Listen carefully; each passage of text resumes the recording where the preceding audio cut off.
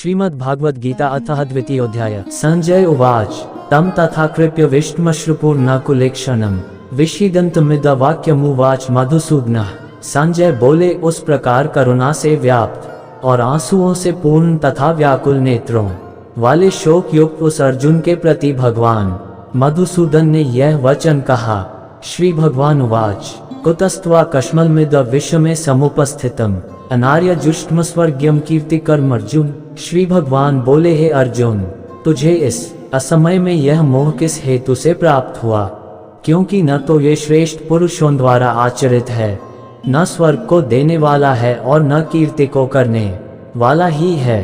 क्लैब्यम मास्म गमः पार्थ नैतत्वयुपाद्यते क्षुद्रम हृदय दौर्बल्यम त्यक्त्वोत्तिष्ठ परन्तप। इसलिए हे अर्जुन, नपुंसकता को मत प्राप्त हो, तुझ में यह उचित नहीं जान पड़ती। हे परंतप, हृदय की तुच्छ दुर्बलता को त्याग कर युद्ध के लिए खड़ा हो जा। अर्जुन उवाच तद भीष्म संख्य द्रोण च मधुसूदन एषुभिः प्रतियोत्स्यामि पूजार्हावरिसूदन। अर्जुन बोले, हे मधुसूदन, मैं रणभूमि में किस प्रकार बाणों से भीष्म पितामह और द्रोणाचार्य के विरुद्ध लड़ूंगा, क्योंकि हे अरिसूदन, वे दोनों ही पूजनीय हैं। गुरुनत्वा ही महानुभावा अंश्रेयो भोक्तुन भैक्ष्यम पीह लोकयं हत्वार्थ कामांस्तु भुंज्य गुरुनिह भोगान रुघ्य प्रदिग्धान। इसलिए इन महानुभाव गुरुजनों को न मारकर मैं इस लोक में भिक्षा का अन्न भी खाना कल्याण कारक समझता हूँ, क्योंकि गुरुजनों को मारकर भी इस लोक में रुधिर से सने हुए अर्थ और काम रूप भोगों को ही तो भोगूंगा। न चैतद्विद्मः कत्रन्नो गरियो यद्वा जयेम यदि वा नो जयेयो यानेव हत्वा न जिजीविषांस्तेव स्थिताः। प्रमुख धार्तराष्ट्राः, हम ये भी नहीं जानते कि हमारे लिए युद्ध करना और न करना, इन दोनों में से कौन सा श्रेष्ठ है। अथवा ये भी नहीं जानते कि उन्हें हम जीतेंगे या हमको वे जीतेंगे। और जिनको मारकर हम जीना भी नहीं चाहते, वे ही हमारे आत्मीय धृतराष्ट्र के पुत्र हमारे मुकाबले में खड़े हैं। कार्पण्य दोषों पर तस्वभावः पृच्छामि त्वा धर्म सम्मुचेताः यच्छ्रेयः स्यान्निश्चय ब्रूहि तन्मे शिष्यस्ते शाधि मा त्वा प्रपन्नम। इसलिए कायरता रूप दोष से उपहत हुए स्वभाव वाला तथा धर्म के विषय में मोहित चित हुआ मैं आपसे पूछता हूँ कि जो साधन निश्चित कल्याण कारक हो वह मेरे लिए कहिए, क्योंकि मैं आपका शिष्य हूँ, इसलिए आपके शरण हुए मुझको शिक्षा दीजिए। नहे प्रपश्यामिमापनुद्या द्यच्छोकमुच्छोषणमिन्द्रियाणां भूमावस्पत्नमृधम अवाप्य राज्यम सुराणां पीचाधिपत्यम। क्योंकि भूमि में निष्कंटक धन धान्य संपन्न राज्य को और देवताओं के स्वामीपने को प्राप्त होकर भी मैं उस उपाय को नहीं देखता हूँ जो मेरी इंद्रियों के सुखाने वाले शोक को दूर कर सके। संजय उवाच एवं मुक्त्वा हृषिकेशं गुडकेशः परन्तप न योत्स्य इति गोविंद मुक्त्वा तूष्णी बभूवः। संजय बोले, हे राजन, निद्रा को जीतने वाले अर्जुन अंतर्यामी श्री कृष्ण महाराज के प्रति इस प्रकार कहकर फिर श्री गोविंद भगवान से युद्ध नहीं करूंगा ये स्पष्ट कहकर चुप हो गए। तमुवाच ऋषिकेशः प्रहसन्निव भारत सेनयोरुभयो मध्ये विषीदन्तमिद वचः। हे भरतवंशी धृतराष्ट्र, अंतर्यामी श्री कृष्ण महाराज दोनों सेनाओं के बीच में शोक करते हुए उस अर्जुन को हंसते हुए से यह वचन बोले। श्री भगवान उवाच अशोच्यानन्वशोचस्त्वं प्रज्ञादानशच भाष्यसे गतासुनक्तासुनशच नानुशोचन्ति पंडिताः। श्री भगवान बोले, हे अर्जुन, तू न शोक करने योग्य मनुष्यों के लिए शोक करता है और पंडितों के से वचनों को कहता है, परंतु जिनके प्राण चले गए हैं उनके लिए और जिनके प्राण नहीं गए हैं उनके लिए भी पंडित जन शोक नहीं करते। न त्वेवाहम जातु नासम न त्वं नेमे जनाधिपाः न चैव न भविष्यामः सवे वयमतः परम। न तो ऐसा ही है कि मैं किसी काल में नहीं था, तू नहीं था, अथवा ये राजा लोग नहीं थे, और न ऐसा ही है कि इससे आगे हम सब नहीं रहेंगे। देहिनोस्मिन्यथा देहे कौमार यौवन जरा तथा देहांतर प्राप्तिर्धीरस्तत्र न मुह्यति। जैसे जीवात्मा की इस देह में बालकपन, जवानी और वृद्धावस्था होती है, वैसे ही अन्य शरीर की प्राप्ति होती है, उस विषय में धीर पुरुष मोहित नहीं होता। मात्रा स्पर्शास्तु कौन्तेय शीतोष्ण सुख द्वैगदाह आगमापाइनो नित्यास्तान स्थितिक्षस्व भारत। हे कुंती पुत्र, सर्दी गर्मी और सुख द्वैग को देने वाले इंद्रिय और विषयों के संयोग तो उत्पत्ति विनाशशील और अनित्य हैं, इसलिए हे भारत उनको तू सहन कर। यम ही न व्यथयन्त्येते पुरुषः पुरुषर्षभ समदुःख सुख धीर सोमृतत्वाय कल्पते। क्योंकि हे पुरुष श्रेष्ठ, द्वैग सुख को समान समझने वाले जिस धीर पुरुष को ये इंद्रिय और विषयों के संयोग व्याकुल नहीं करते, वह मोक्ष के योग्य होता है। नासतो विद्यते भावो ना भावो विद्यते सतः उभयोपि दृष्टोन्तस्त्वनयोस्तत्वदर्शिभिः। असत्य वस्तु की तो सत्ता नहीं है और सत्य का अभाव नहीं है। इस प्रकार इन दोनों का ही तत्वज्ञानी पुरुषों द्वारा देखा गया है। अविनाशी तु तद्विद्धि यान सर्वमिद ततम विनाशमव्ययस्यास्य न कश्चित कर्तुमर्हति। नाशरहित तो तू उसको जान जिससे ये संपूर्ण जगत दृश्य वर्ग व्याप्त है। इस अविनाशी का विनाश करने में कोई भी समर्थ नहीं है। अंतवंत इमे देहा नित्यस्योक्ता शरीरिणः अनाशिनो प्रमेयस्य तस्माद्युध्यस्व भारत। इस नाश रहित अप्रमेय नित्य स्वरूप जीवात्मा के ये सब शरीर नाशवान कहे गए हैं। इसलिए हे भरतवंशी अर्जुन, तू युद्ध कर। येन वेति हंतार यश्चैन मन्यते हतम उभौ तो न विजानी तो नायम हंति न हन्यते। जो इस आत्मा को मारने वाला समझता है तथा जो इसको मरा मानता है, वे दोनों ही नहीं जानते, क्योंकि यह आत्मा वास्तव में न तो किसी को मारता है और न किसी के द्वारा मारा जाता है। न जायते मरियते वा कदाचि नायम भूत्वा भविता वा न भूयः अजो नित्य शाश्वतोय पुराणो न हन्यते हन्यमाने शरीरे। यह आत्मा किसी काल में भी न तो जन्मता है और न मरता ही है तथा न यह उत्पन्न होकर फिर होने वाला ही है, क्योंकि यह अजन्मा नित्य सनातन और पुरातन है। शरीर के मारे जाने पर भी यह नहीं मारा जाता। वेदाविनाशिन नित्यम यन्मज्मव्ययम् कत्स पुरुषः पार्थ कम घातयति हन्ति कम। हे पृथापुत्र अर्जुन, जो पुरुष इस आत्मा को नाशरहित नित्य अजन्मा और अव्यय जानता है, वह पुरुष कैसे किसको मरवाता है और कैसे किसको मारता है। वासांसी जीर्णानि यथा विहाय नवानि गृह्णाति नरो प्राणी तथा शरीरानि विहाय जीर्णान्यन्यानि संयाति नवानि देहि। जैसे मनुष्य पुराने वस्त्रों को त्याग कर दूसरे नए वस्त्रों को ग्रहण करता है, वैसे ही जीवात्मा पुराने शरीरों को त्याग कर दूसरे नए शरीरों को प्राप्त होता है। नैन छिन्दन्ति शस्त्राणि नैन दहति पावकः न चैन क्लेदयन्त्यपो न शोषयति मारुतः। इस आत्मा को शस्त्र नहीं काट सकते, इसको आग नहीं जला सकती, इसको जल नहीं गला सकता और वायु नहीं सुखा सकता। अच्छेद्योयम दह्योयम अक्लेद्यो शोष्य एव च नित्य सर्वगतः स्थाणुर्लौय सनातनः। क्योंकि यह आत्मा अच्छेद्य है, यह आत्मा अदह्य अक्लेद्य और निसंदेह अशोष्य है तथा यह आत्मा नित्य सर्वव्यापी अचल स्थिर रहने वाला और सनातन है। अव्यक्तोयम चिन्त्योयम विकार्योयम उच्यते तस्मादेव विदित्वेन नानुशोचितुमर्हसि। यह आत्मा अव्यक्त है, यह आत्मा अचिन्त्य है और यह आत्मा विकार रहित कहा जाता है। इससे हे अर्जुन, इस आत्मा को उपर्युक्त प्रकार से जानकर तू शोक करने को योग्य नहीं है, अर्थात तुझे शोक करना उचित नहीं है। अच्चैन नित्य जातम नित्यम वा मन्यसे मृतम तथापि त्वम महाबाहो न शोचितुमर्हसि।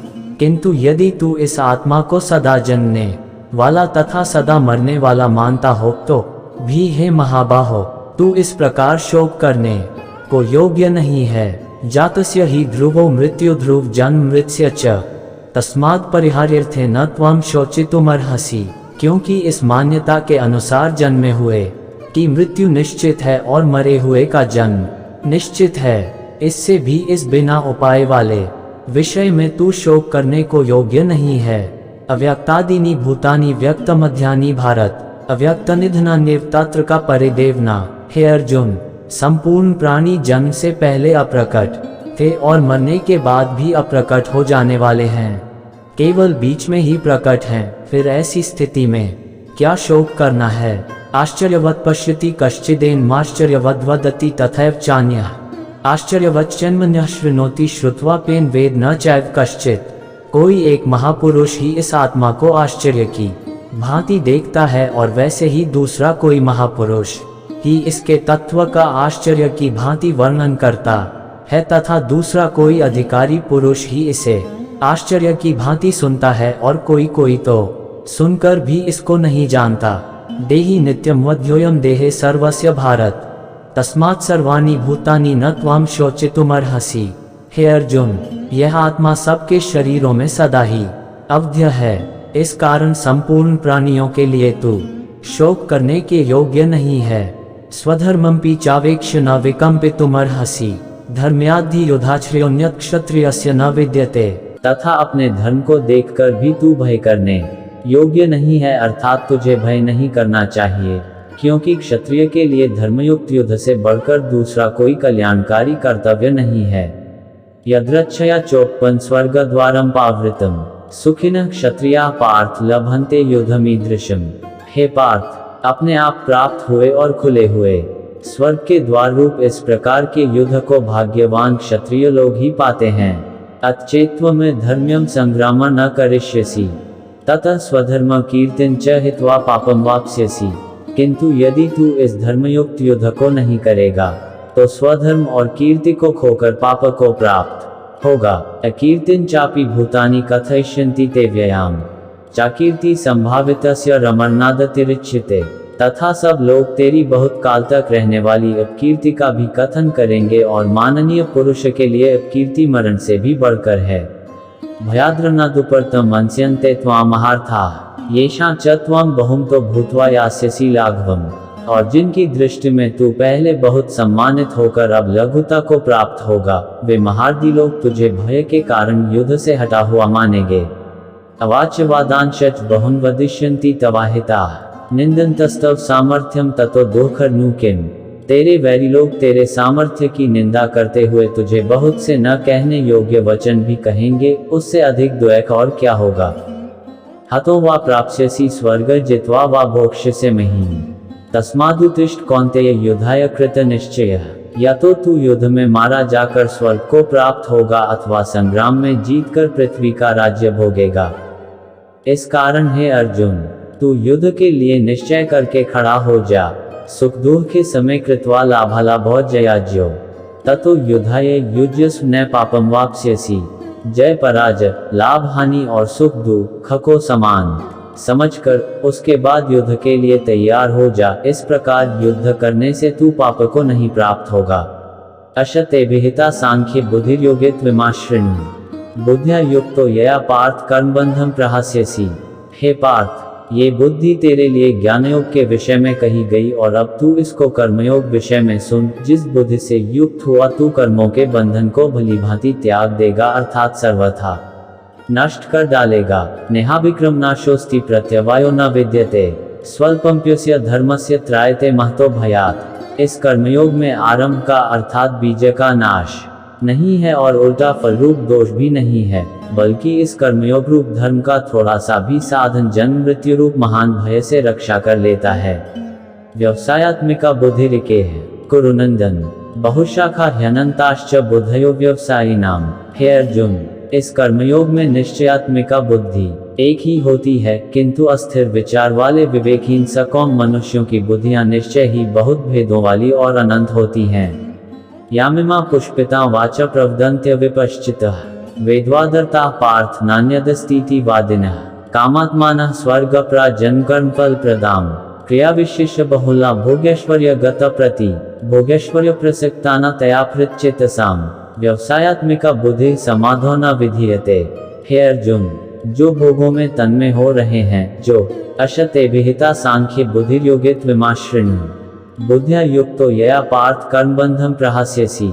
हे पार्थ, ये बुद्धि तेरे लिए ज्ञानयोग के विषय में कही गई और अब तू इसको कर्मयोग विषय में सुन। जिस बुद्धि से युक्त हुआ तू कर्मों के कर्मफल के प्रशंसक वेदवाक्यों में ही प्रीति रखते हैं, जिनकी बुद्धि में स्वर्ग ही परम प्राप्य वस्तु है और जो स्वर्ग से बढ़कर दूसरी कोई वस्तु ही नहीं है, ऐसा कहने वाले हैं वे अविवेकी जिन इस प्रकार की जिस पुष्पित अर्थात दिखाओ शोभायुक्त वाणी को कहा करते हैं, जो कि जिन रूप कर्मफल देने वाली एवं भोग तथा ऐश्वर्य की प्राप्ति के लिए नाना प्रकार की बहुत सी क्रियाओं का वर्णन करने वाली है, उस वाणी द्वारा जिनका चित्त हर लिया गया है, जो भोग और ऐश्वर्य में अत्यंत आसक्त हैं, उन पुरुषों की परमात्मा में निश्चयात्मिका बुद्धि नहीं होती।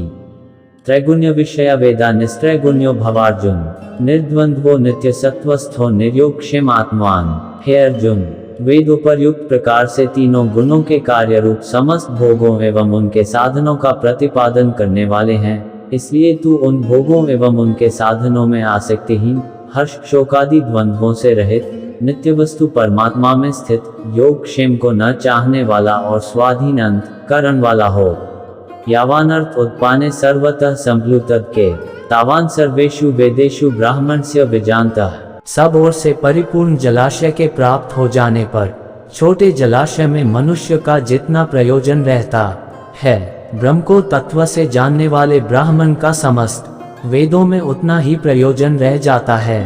कर्मण्येवाधिकारस्ते मा फलेषु कदाचन माँ कर्मफल हेतुर्भुर्मा ते संगोस्त्व कर्मणि।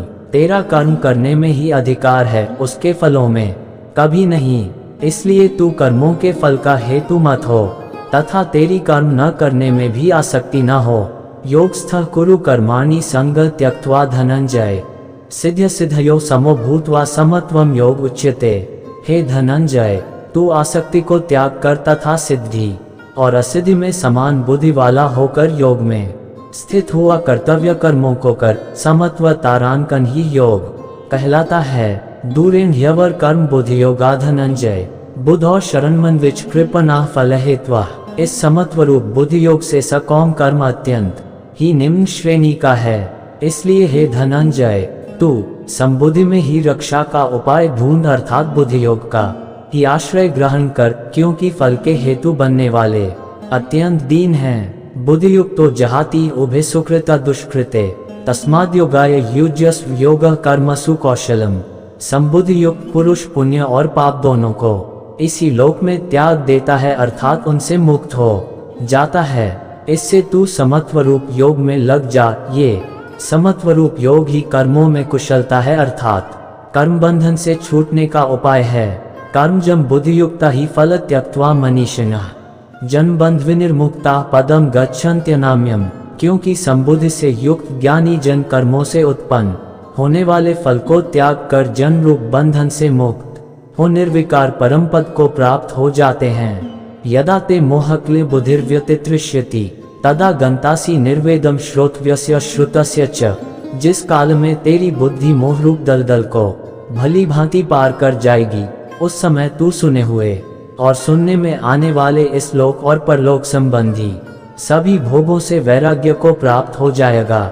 श्रुति विप्रतिपन्नाते यदा स्थास्यति निश्चला समाधावचला बुद्धिस्तदा योगम वाप्स्यसि। भांति भांति के वचनों को सुनने से विचलित हुई तेरी बुद्धि जब परमात्मा में अचल और स्थिर ठहर जाएगी, तब तू योग को प्राप्त हो जाएगा, अर्थात तेरा परमात्मा से नित्य संयोग हो जाएगा। अर्जुन उवाच स्थित प्रज्ञस्य का भाषा समाधिस्थ्य केशव, स्थित धीः किं प्रभाषेत किमासीत व्रजेत किम। अर्जुन बोले, हे केशव, समाधि में स्थित परमात्मा को प्राप्त हुए स्थिर बुद्धि पुरुष का क्या लक्षण है? वह स्थिर बुद्धि पुरुष कैसे बोलता है, कैसे बैठता है और कैसे चलता है? श्री भगवान उवाच प्रजहाति यदा कामान सर्वान् पार्थ मनोक्तान् आत्मन्यवात्मना तुष्टः स्थित प्रज्ञस्तदोच्यते। श्री भगवान बोले, हे अर्जुन, जिस काल में ये पुरुष मन में स्थित संपूर्ण कामनाओं को भली भांति त्याग देता है और आत्मा से आत्मा में ही संतुष्ट रहता है, उस काल में वह स्थित प्रज्ञ कहा जाता है। दुखेष्वनुद्विग्नं न सुखेषु विगत स्पृहः वितराग भय क्रोध स्थित धीर मुनिरुच्यते। दुखों की प्राप्ति होने पर जिसके मन में उद्वेग नहीं होता, सुखों की प्राप्ति में जो सर्वथा निस्पृह है तथा जिसके राग भय और क्रोध नष्ट हो गए हैं, ऐसा मुनि स्थिर बुद्धि कहा जाता है। यह सर्वत्रान विस्नेहस्तत्प्राप्य शुभाशुभम नाभिनंदति न द्वेष्टि तस्य प्रज्ञा प्रतिष्ठिता। जो पुरुष सर्वत्र स्नेह रहित हुआ उस शुभ या अशुभ वस्तु को प्राप्त होकर न प्रसन्न होता है और न द्वेष करता है, उसकी बुद्धि स्थिर है। यदा संहरते चायम कूर्मोन्गानी सर्वशः इंद्रियानीन्द्रियार्थेभ्यस्तस्य प्रज्ञा प्रतिष्ठिता। और कछुआ सब ओर से अपने अंगों को जैसे समेट लेता है, वैसे ही जब वे पुरुष इंद्रियों के विषयों से इंद्रियों को सब प्रकार से हटा लेता है, तब उसकी बुद्धि स्थिर है, ऐसा समझना चाहिए। विषया विनिवर्तन्ते निराहारस्य देहिनः रसवर्जम रसोप्यस्य पर दृष्ट्वा निवर्ते। इंद्रियों के द्वारा विषयों को ग्रहण न करने वाले पुरुष के भी केवल विषय तो निवृत्त हो जाते हैं, परंतु उनमें रहने वाली आसक्ति निवृत्त नहीं होती। इस स्थित प्रज्ञ पुरुष की तो आसक्ति भी परमात्मा का साक्षात्कार करके निवृत्त हो जाती है। यततो ह्यपि कौन्तेय पुरुषस्य विपश्चितः इंद्रियाणि प्रमाथीनि हरन्ति प्रसव मनः। हे अर्जुन, आसक्ति का नाश न होने के कारण ये प्रमथन स्वभाव वाली इंद्रियां यत्न करते हुए बुद्धिमान पुरुष के मन को भी बलात् हर लेती हैं। तानि सर्वाणि संयम्य युक्त आसीत् मत्परः वशे ही यसेन्द्रियाणि तस्य प्रज्ञा प्रतिष्ठिता। इसलिए साधक को चाहिए कि वह उन संपूर्ण इंद्रियों को वश में करके समाहित चित हुआ मेरे परायण होकर ध्यान में बैठे, क्योंकि जिस पुरुष की इंद्रियां वश में होती हैं उसी की बुद्धि स्थिर हो जाती है। ध्यायतो विषय पुंसः संगस्तेषुपजायते संगात्म जायते कामः कामात् क्रोधोभिजायते। विषयों का चिंतन करने वाले पुरुष की उन विषयों में आसक्ति हो जाती है, आसक्ति से उन विषयों की कामना उत्पन्न होती है और कामना में वेगन पड़ने से क्रोध उत्पन्न होता है। क्रोधात् भवति सम्मोहः सम्मोहात् स्मृति विभ्रमः स्मृति भ्रंशात् बुद्धिनाशो बुद्धिनाशात् प्रणश्यति। क्रोध से अत्यंत मूढ़ भाव उत्पन्न हो जाता है, मूढ़ भाव से स्मृति में भ्रम हो जाता है, स्मृति में भ्रम हो जाने से बुद्धि अर्थात ज्ञान शक्ति का नाश हो जाता है और बुद्धि का नाश हो जाने से ये पुरुष अपनी स्थिति से गिर जाता है। राग द्वेष वियुक्तस्तु विषयानिन्द्रियश्चरन् आत्मवश्यैर्विधेयात्मा प्रसाद मधिगच्छति। परंतु अपने अधीन किए हुए अंतःकरण वाला साधक अपने वश में की हुई राग द्वेष से रहित इंद्रियों द्वारा विषयों में विचरण करता हुआ अंतःकरण की प्रसन्नता को प्राप्त होता है। प्रसादे सर्वदुःखाना हानिरस्योपजायते प्रसन्नचित्तसो ह्याशु बुद्धिर पर्यवतिष्ठते। अंतःकरण की प्रसन्नता होने पर इसके संपूर्ण दुखों का अभाव हो जाता है और उस प्रसन्नचित्त वाले कर्मयोगी की बुद्धि शीघ्र ही सब ओर से हटकर एक परमात्मा में ही भली भांति स्थिर हो जाती है। नास्ति बुद्धिर्युक्तस्य न चायुक्तस्य भावना न चाभावयतः शांतिर्शांतस्य कुतः सुखम। न जीते हुए मन और इंद्रियों वाले पुरुष में निश्चयात्मिका बुद्धि नहीं होती और उस युक्त मनुष्य के अंतःकरण में भावना भी नहीं होती तथा भावनाहीन मनुष्य को शांति नहीं मिलती और शांति रहित मनुष्य को सुख कैसे मिल सकता है। इंद्रियाणा ही चरता यन्मनोनुविधीयते तदस्य हरति प्रज्ञा वायुर्नावमिवांसि। क्योंकि जैसे जल में चलने वाली नाव को वायु हर लेती है, वैसे ही विषयों में विचरती हुई इंद्रियों में से मन जिस इंद्रिय के साथ रहता है वह एक ही इंद्रिय इस युक्त पुरुष की बुद्धि को हर लेती है। तस्माद्यस्य महाबाहो निगृहीतानि सर्वशः इंद्रियानीन्द्रियार्थेभ्यस्तस्य प्रज्ञा प्रतिष्ठिता। इसलिए हे महाबाहो, जिस पुरुष की इंद्रियां इंद्रियों के विषयों से सब प्रकार निग्रह की हुई हैं, उसी की बुद्धि स्थिर है। या निशा सर्वभूताना तस्या जागृति संयमी यस्या जागृति भूतानि सा निशा पश्यतो मुनेः। संपूर्ण प्राणियों के लिए जो रात्रि के समान है, उस नित्य ज्ञान स्वरूप परमानंद की प्राप्ति में स्थित प्रज्ञ योगी जागता है और जिस नाशवान सांसारिक सुख की प्राप्ति में सब प्राणी जागते हैं, परमात्मा के तत्व को जानने वाले मुनि के लिए वह रात्रि के समान है। आपूर्यमानं चल प्रतिष्ठ समुद्रमाप प्रविशन्ति यद्वत् तद्वत् कामा यम प्रविशन्ति सवे स शांति मापनोति न कामकामी। जैसे नाना नदियों के जल सब ओर से परिपूर्ण अचल प्रतिष्ठा वाले समुद्र में उसको विचलित न करते हुए ही समा जाते हैं, वैसे ही सब भोग जिस स्थित प्रज्ञ पुरुष में किसी प्रकार का विकार उत्पन्न किए बिना ही समा जाते हैं, वही पुरुष परम शांति को प्राप्त होता है, भोगों को चाहने वाला नहीं। विहाय कामान्य सर्वान् पुमांश्चरति निःस्पृहः निर्ममो निर्मकारा स शान्तिमधिगच्छति। जो पुरुष संपूर्ण कामनाओं को त्याग कर ममता रहित, अहंकार रहित और स्पृहा रहित हुआ विचरता है, वही शांति को प्राप्त होता है, अर्थात वह शांति को प्राप्त है। अश ब्राह्मी स्थिते पार्थ नैना प्राप्य विमुह्यति स्थित्वा स्यामन्तकालेऽपि ब्रह्म निर्वाणम रक्षति। हे अर्जुन, ये ब्रह्म को प्राप्त हुए पुरुष की स्थिति है। इसको प्राप्त होकर योगी कभी मोहित नहीं होता और अंतकाल में भी इस ब्राह्मी स्थिति में स्थित होकर ब्रह्मानंद को प्राप्त हो जाता है। ओम तत्सदिति श्रीमद्भगवद्गीतासु उपनिषत्सु ब्रह्म विद्यायां योगशास्त्रे श्रीकृष्णार्जुन संवादे सांख्ययोगो नाम द्वितीयोऽध्यायः।